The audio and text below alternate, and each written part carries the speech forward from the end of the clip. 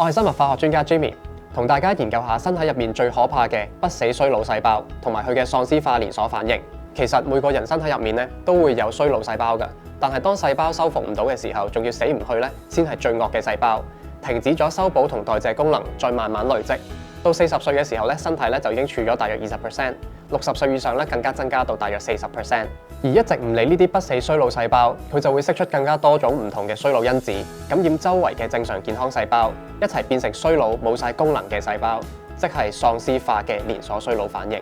造成身體各器官加劇衰退，引發各種嘅慢性隱患。所以咧，我哋要將體內未死嘅衰老細胞及時轉化做年輕健康嘅細胞，呢個過程咧就要靠活化因子先做到啦。市面咁多種 NMN 品牌，我最推薦咧就係伊之選微晶球 NMN 4萬加啦。1小時咧就可以提升到體內活化因子達1200%，高效又快速咁延長我哋嘅細胞健康壽命，就可以逆轉衰老細胞問題啦。